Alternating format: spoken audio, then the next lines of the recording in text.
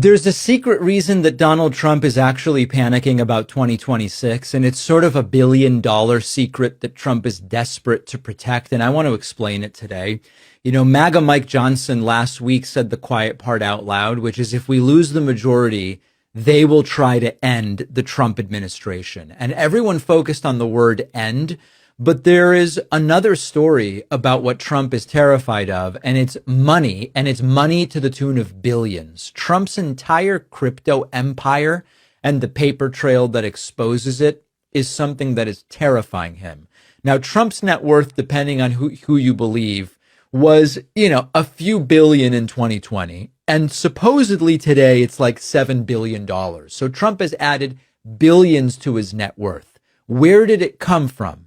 There's a crypto ecosystem built around World Liberty Financial. World Liberty Financial is run by Eric Trump, Don Jr., and Zach Witkoff, the son of Steve Witkoff, whose father happens to be Trump's envoy to the Middle East. Now, the company launched in late 2024, and they rolled out a stable coin, USD1, in early 2025. And I've told you some of this already.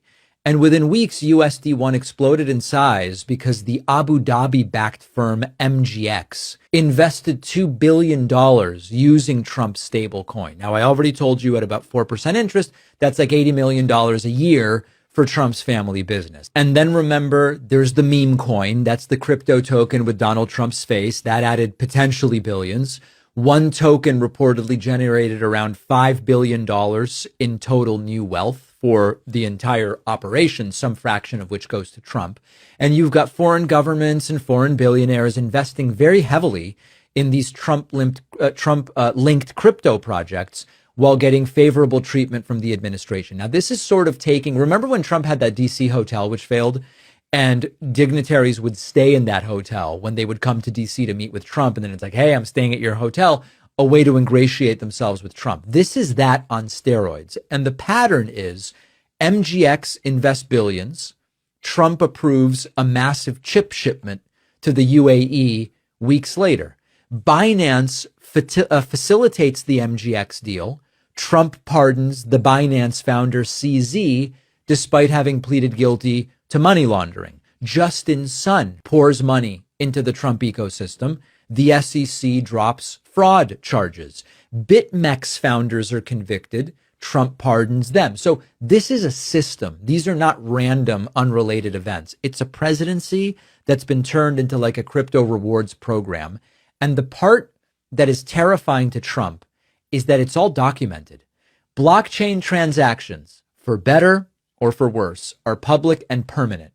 Pardons are public. Government approvals are documented. Money in and favors going out over and over and over again. And so there is no doubt that if Democrats win the House in 2026, they get subpoena power. And so that means in come the full financial records from World Liberty Financial, testimony from Trump's sons, from Steve Witkoff and his son, from the foreign investors, the documents about the UAE chip deal, records related to the Binance pardon, an analysis of whether Trump violated the emoluments clause, whether federal policy was rewritten to enrich Trump personally. And unlike prosecutors that Trump can pressure, Congress can't be fired, Congress can't be overruled, Congress can't be pardoned. Jamie Raskin could reopen every corruption thread, and committees could subpoena attorneys and advisors and agency heads.